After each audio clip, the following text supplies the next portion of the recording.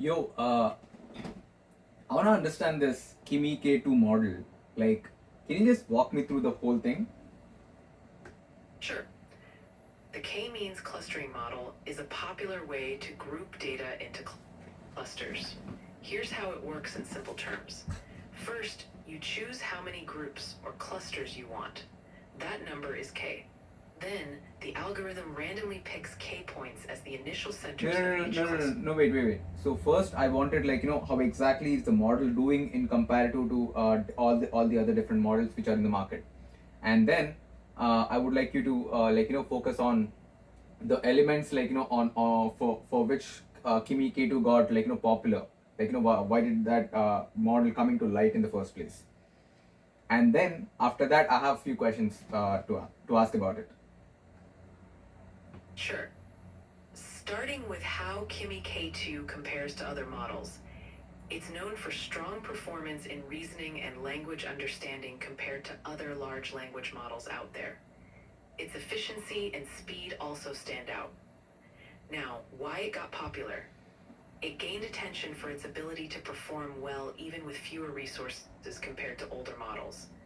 It also showed innovations in handling complex tasks and was more accessible for developers to fine-tune. Feel free to ask your questions.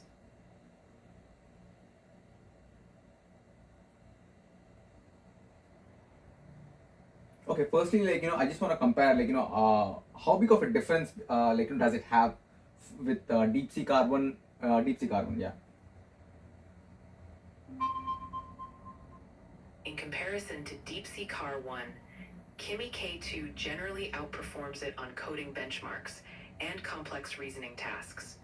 Kimi K2 achieves higher accuracy in real-world coding benchmarks, where DeepSeek R1 tends to fall a bit behind.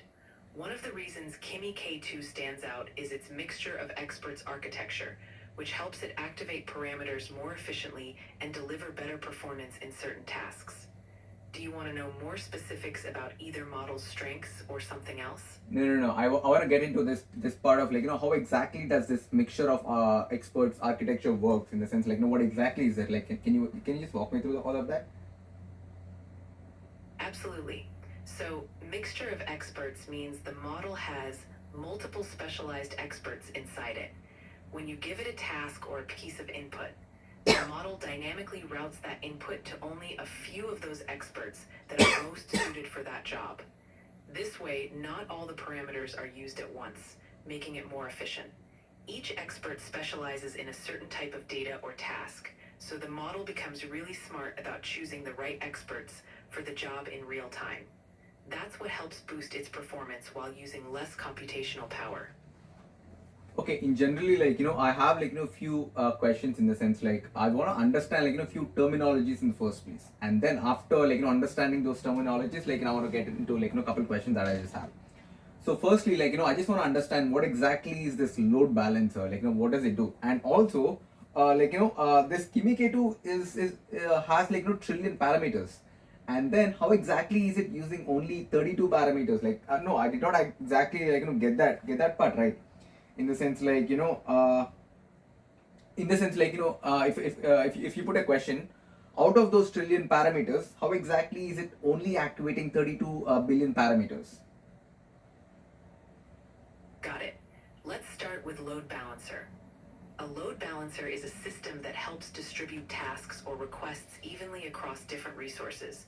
For example, if lots of people are asking a model questions at the same time, a load balancer makes sure that no single resource gets overwhelmed.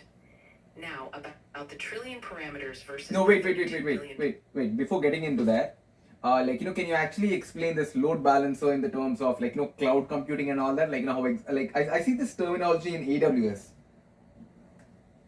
Sure. A load balancer in cloud computing is a tool that helps distribute incoming network traffic or requests evenly across multiple servers. This ensures that no single server gets overwhelmed with too many requests, which makes applications more reliable and faster. For example, if a website suddenly gets a lot of visitors, the load balancer spreads the traffic out to different servers. This helps keep everything running smoothly without slowdowns or crashes. Essentially, it's like a traffic cop directing cars to different lanes to avoid jams. Okay. Just tell me, like, if my understanding is correct or not. Like, say for example, if I deploy a website onto AWS, all right. So, like, if I turn this toggle load balancer on, I don't know whether exactly is it like toggling that thing on or off. But then, say for example, if I have load balancer enabled for the deployed site, and then suddenly if I have a million people visiting the website, so basically, this load balancer would distribute all the traffic onto different servers so that the backend stays intact. Is it what it is? Yes, exactly. When you have a load balancer set up and suddenly a million people visit your site, the load balancer will distribute those requests across multiple servers. That way, no single server gets overwhelmed. The backend stays stable and responsive, even under heavy traffic. You've got it right. Okay, now yeah, get back to the second question. Sure. So about the trillion parameters, but activating only 32 billion. In a mixture of experts model, you have a huge number of total parameters, but each task only activates to small subset. So the trillion parameters are like the total capacity, but the model only uses a few experts, adding up to about 32 billion parameters for any single input or task. That's how it stays efficient while still having massive underlying capacity. Does that clarify it a bit? Yeah, it did. Like, yeah, and now, yeah, I wanna get to this. What is this MOE? Mixture of experts architecture. So, the mixture of experts architecture is basically a type of model where you have many specialized submodels called experts. When the model gets an input, a special part called the gating network decides which experts are most relevant to that specific input. Only those experts are activated to process the data. It's like having a team of specialists, and only the right specialists are called in for each job. This makes the model both powerful and efficient. I get that it's basically group of experts. That's the baseline, just the title of it tells it all. But then I just want to understand how exactly are they doing, and also is it similar to something like Grok for Heavy?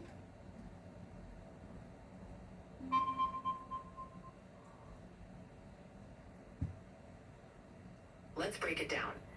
The mixture of experts approach takes a complex task and splits it into smaller parts, letting each expert handle a specific aspect. The gating network chooses which experts to engage based on the input. Now, comparing it to something like Grok 4 Heavy, Grok uses a multi-agent mixture of experts approach too. The difference is that each agent works independently on the same task, and then they compare their outputs to arrive at the best result. Both use the same principle of specialized networks, but the way they combine the final answer can vary. Let me know if you want more detail on any part of that. Wait, so basically Grok for Heavy, say for example, if I give it a query, it basically distributes it across various different experts, and then it gets all these answers, and then compares each and every answer that each expert has got, and then once the comparison is done, I'll be presented with a best answer. What? Exactly. That's a great way to think about it. Grok 4 Heavy will have multiple agents or experts independently working on the same task. After they each come up with results, they compare those results. The model then picks the best answer or a combination of the best parts to give you a final response.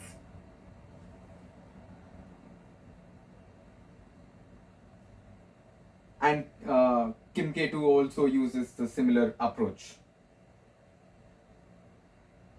Yes. kimi K2 also uses a mixture of experts approach. The key difference is that it may not do that same final comparison step like Grok. Instead, it just routes the task to the best experts and combines their work more directly. Both approaches are about specialization and efficiency, just with slightly different ways of deciding the final output. Okay.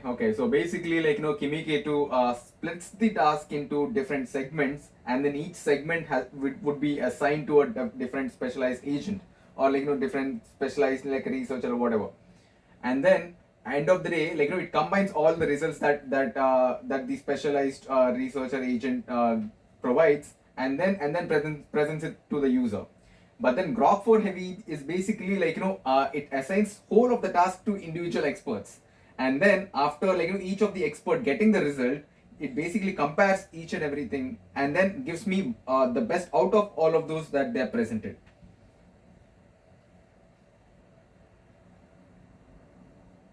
Yes, that's spot on. Kimi K2 breaks the task into segments and assigns each part to specialized experts, then combines those results into one final answer.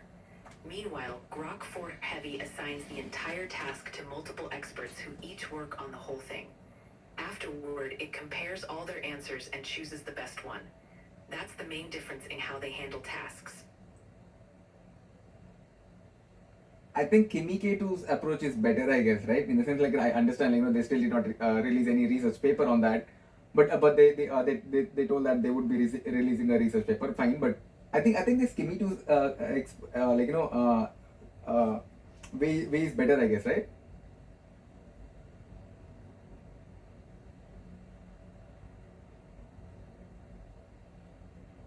It does seem that Kimi K2's more direct approach can be more efficient in certain situations, since it just picks the right experts for each part and then combines everything smoothly.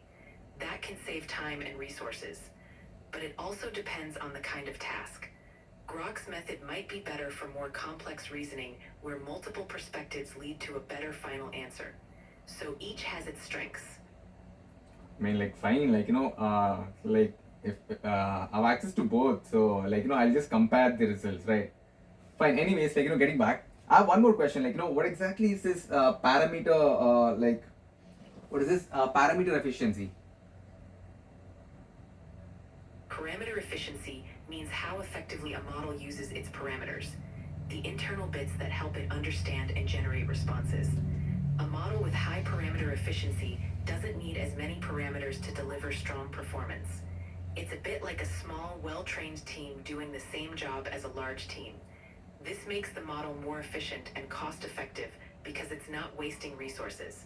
Let me know if you want to dive deeper into that. No, I'm good. Thanks.